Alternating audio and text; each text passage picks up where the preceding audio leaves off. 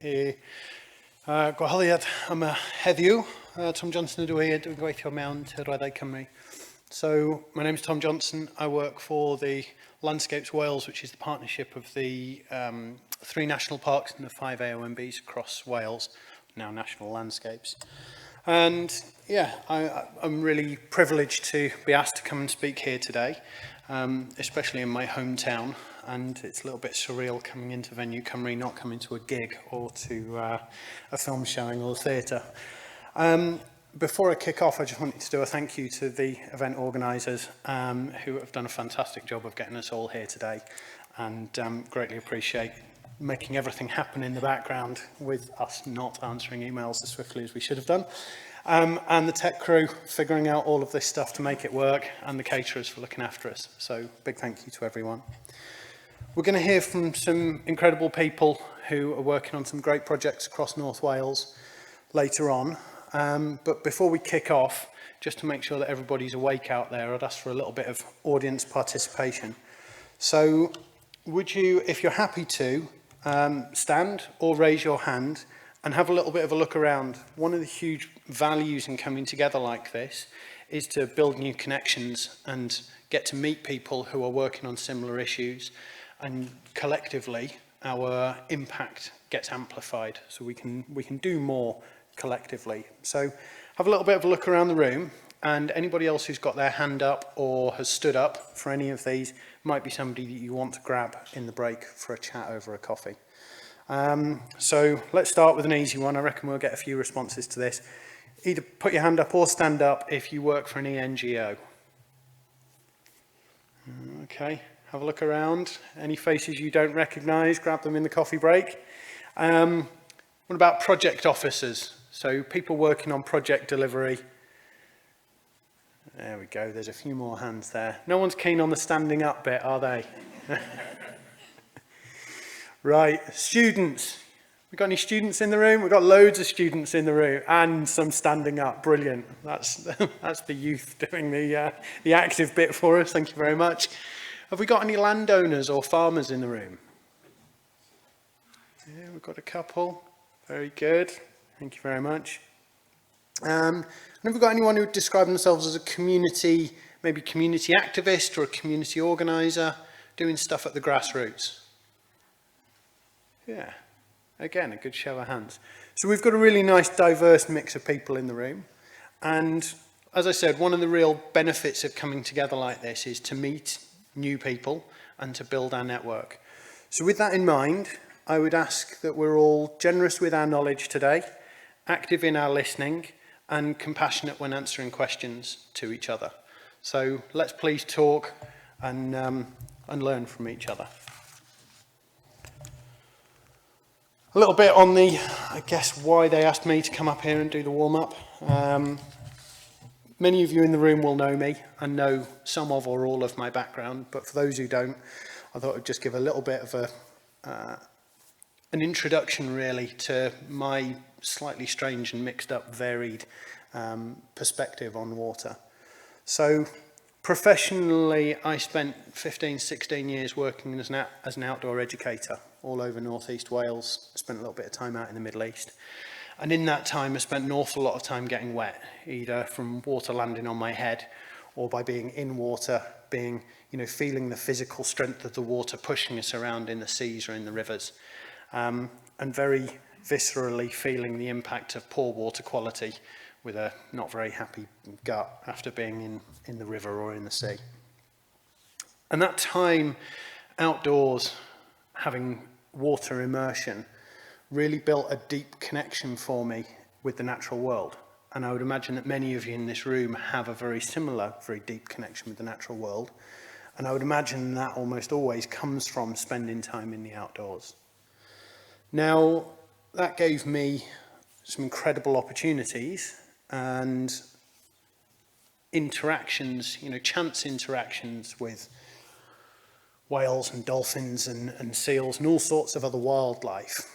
And those individual experiences, I can think back to the feeling of my bones buzzing from the sonar clicks of dolphins buzzing me as they swam by.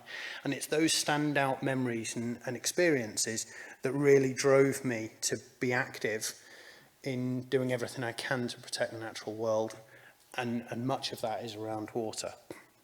And I think one of the big themes that I've picked up on for today is about opportunity. There's a lot of opportunity, and I guess what I've done throughout my life is, if an opportunity's come along, I've taken it. And so some of those opportunities have led me to doing stuff on a voluntary basis, seal rescue, whale refloating and disentanglement work. But I've also had opportunities to move into a slightly different sphere, to overstep the line of the law, as it were. You know, I've boarded super trawlers that were illegally fishing in marine protected areas. I've been involved in the creation of offshore boulder reefs to protect marine protected areas. But then on the other side of the coin, I've been invited to go into the Senedd and sit down with senior ministers to discuss the condition of our SAC rivers.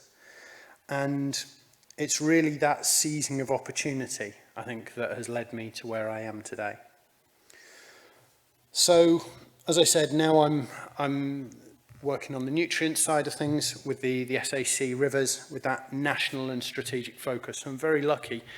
I joke with people that I get to work on the 25%, the best 25% bit of Wales. I don't have any industry or any, you know, horrible housing estates or any of the rest of it. I've just got the pretty bits, the designated landscapes. But really, it's the future generations that drive me, and I think we're incredibly lucky in Wales to have that grounding of the future generations, especially now that one of them is living in my house. I've got a 2-year-old daughter who regularly demands that we go row row, which is taking any craft of any sort out on the water. And really, I just want her to have the same opportunities that I had to swim in clean rivers and to interact with wildlife and to have those opportunities in the great outdoors. And I would imagine that many of you have very similar motivators. But that's more than enough about me. I'm going to briefly do sort of a whistle-stop tour now of the issues that many of the other speakers later on are going to go into in much more depth. And I'm by no means a subject matter expert on the vast majority of these. So as I said before, you know, let's please be generous. I'm going to briefly touch on nutrients, contaminants, pollutants, water quantities, impact on water quality, temperature, freshwater delivery, nature and people. But only if I get a move on.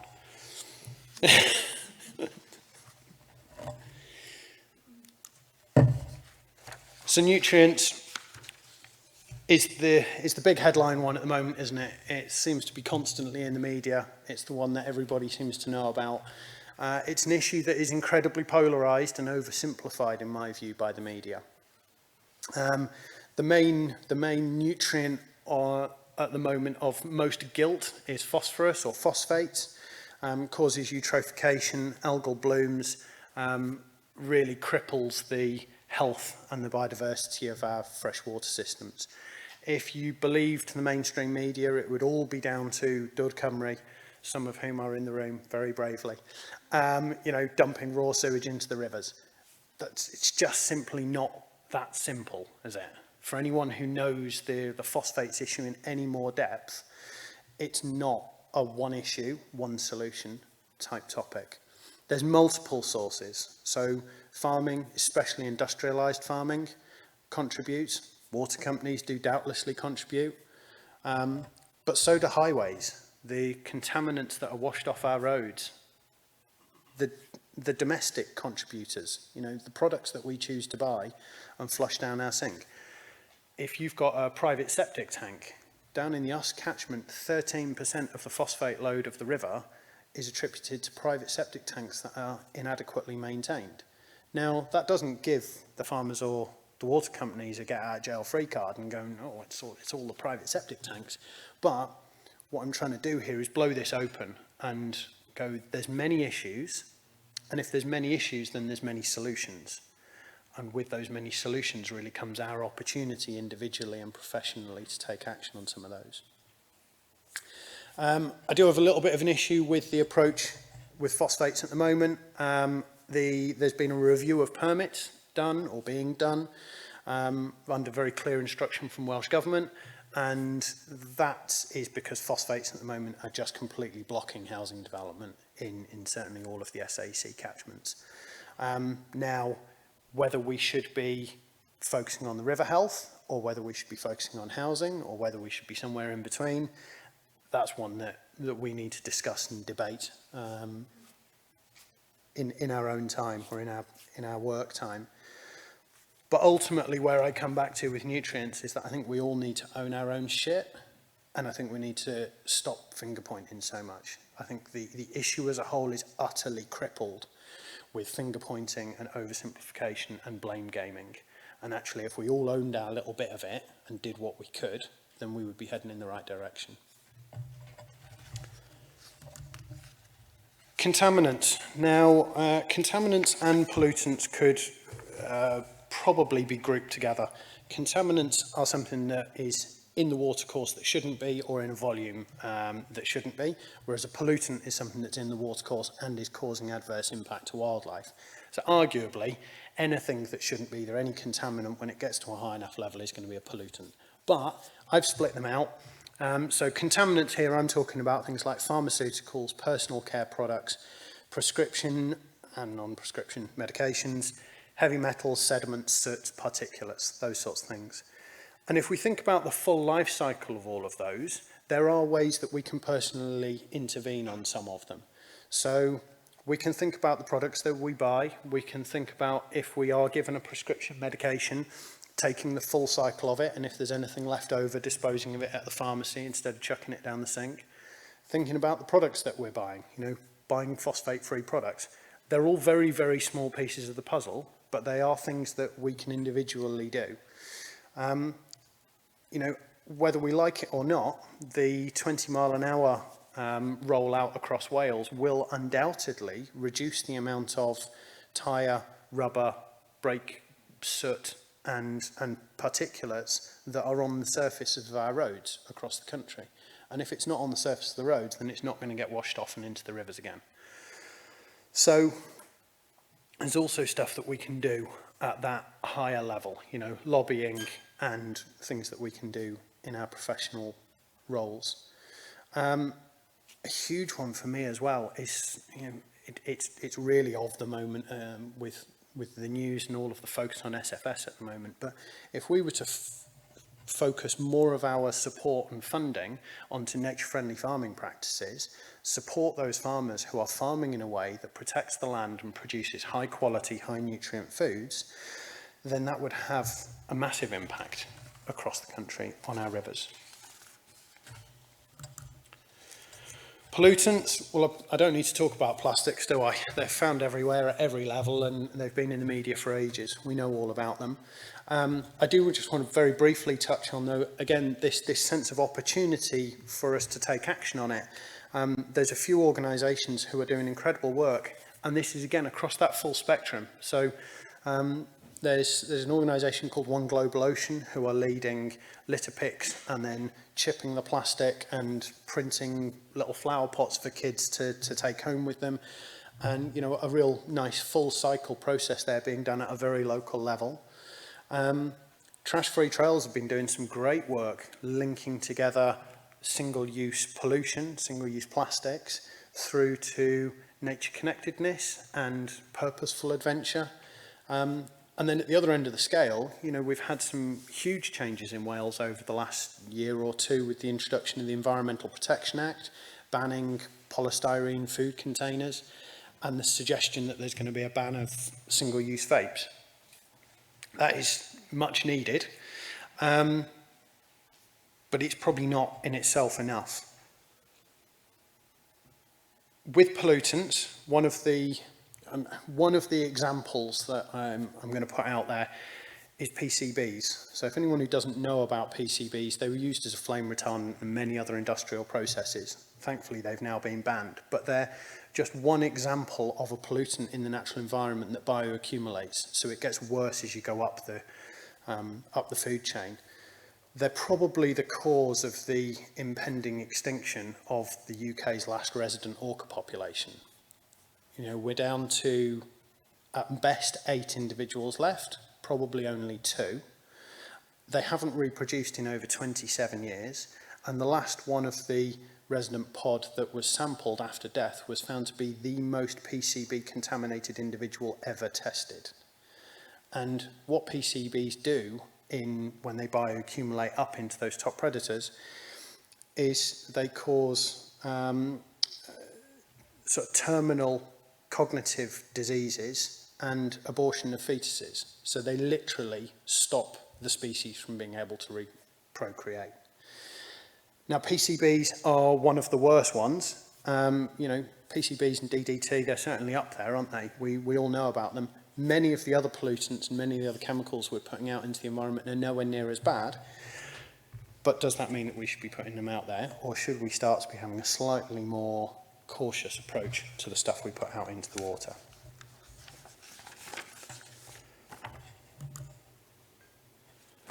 Water quantity's impact on water quality. Anecdotally, I think we all know that flooding is getting worse.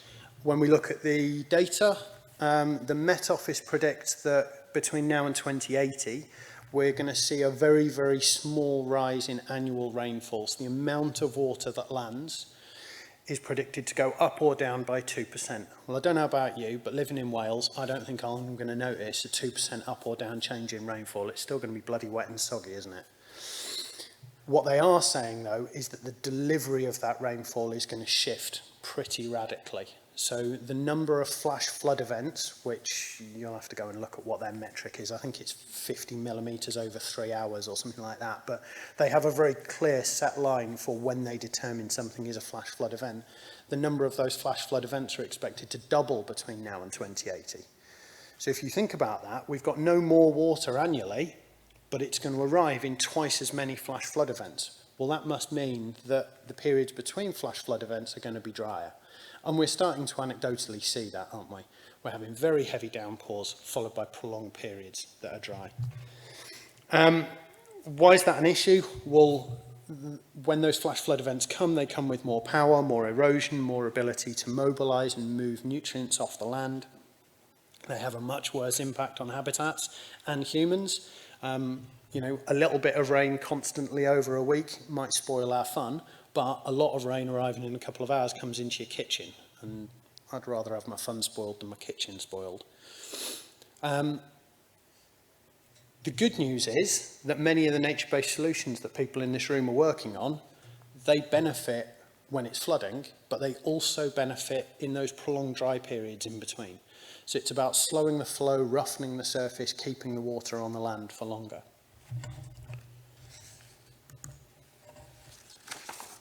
Temperature. I would love to say that, you know, we've got through all of the bad bit. I'm afraid that temperature is giving us one more kick to the kidneys. So I think we're pretty safe in saying that there's no longer questions over whether global temperature rise is going up. I hope that we can sort of take that as an accepted.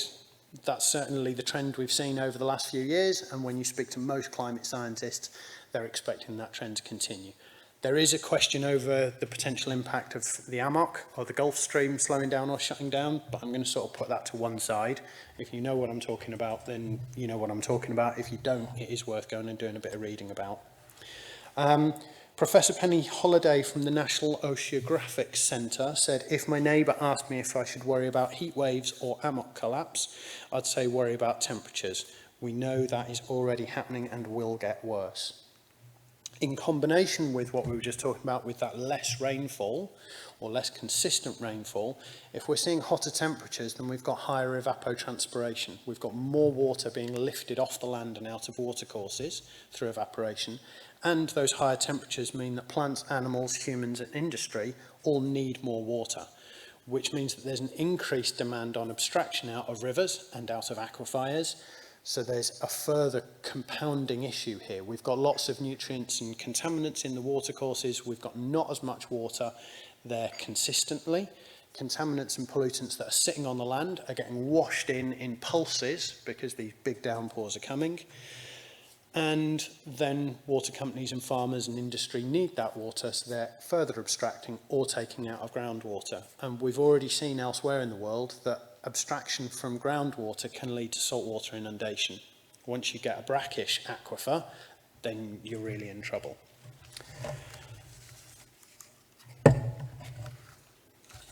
Oh, I've already talked about this one, and I've even got notes. So the one other bit that's worth looking at on this is, if you're not already familiar with the NRW flood maps or the Dwr Cymru surface water flow maps, they're two really interesting resources I would suggest you go away and have a look at. The particular bit of interest to me on the NRW flood map is the pink and purpley coloured bits. So it's the surface, the risk of flooding from surface flows and small streams. So those are the ephemeral streams. You know, those bits that only turn into a stream when it's really, really bad. Go and have a look at those and look at the land that you live in or work in and start to compare them and go, is that NRW flood map a worst case scenario map, or is it actually starting to become this is likely to be representative of every year, every flood or every other flood type map? In short, there's an awful lot of opportunities to do stuff. Nature, I think we're in a really powerful place with nature at the moment. There's never been so much public, political and commercial interest.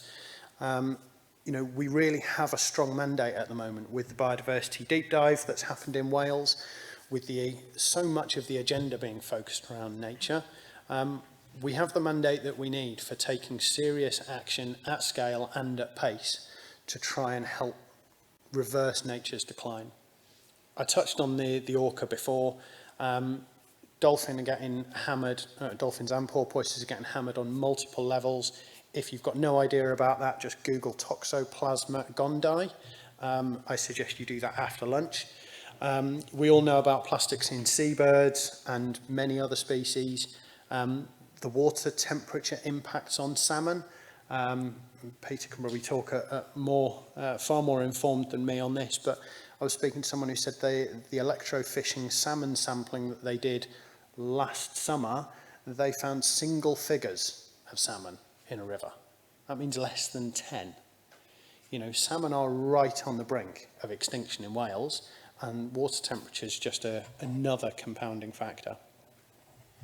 The stripes across the top here are the nature stripes created by Miles Richardson from the Living Planet Index, and so that's giving you a visual representation of nature's decline from 1970.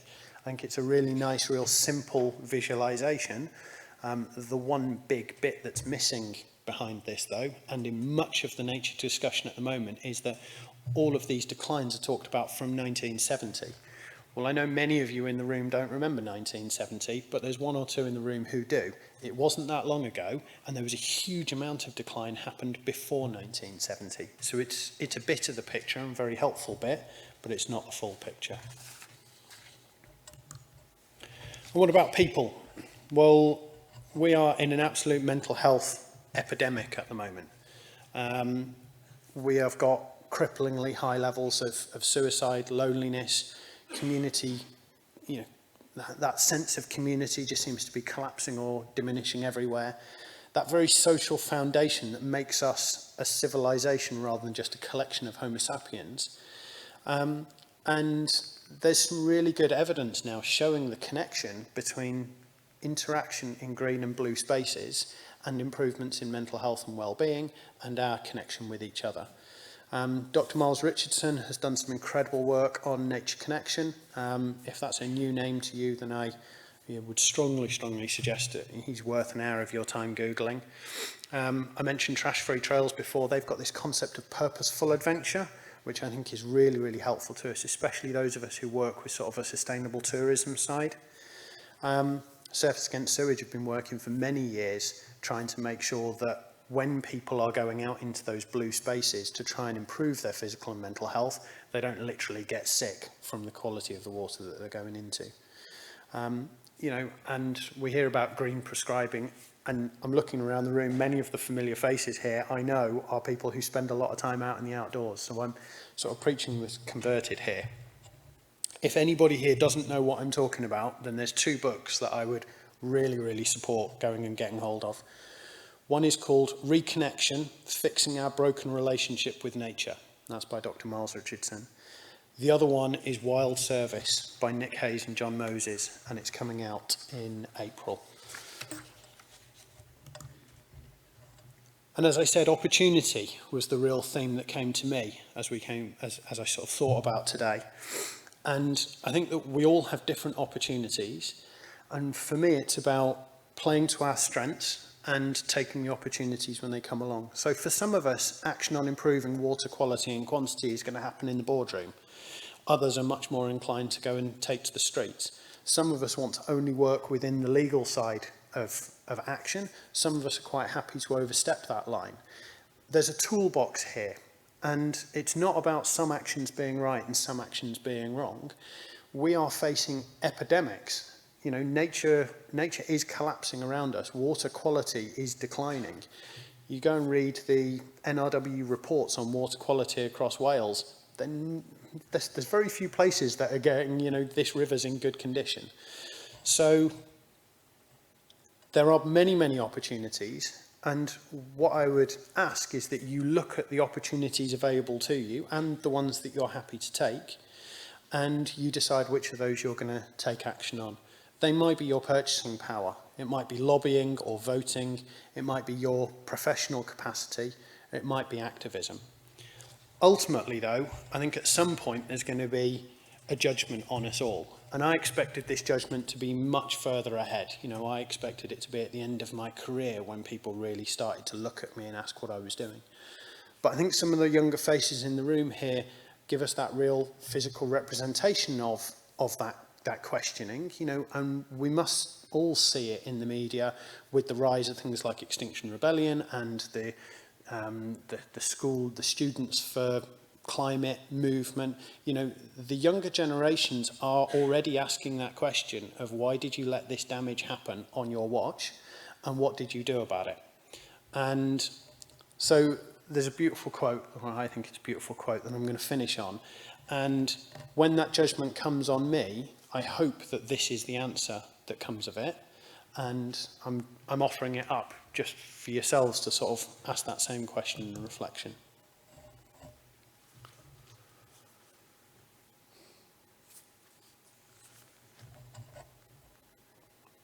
Thank you very much.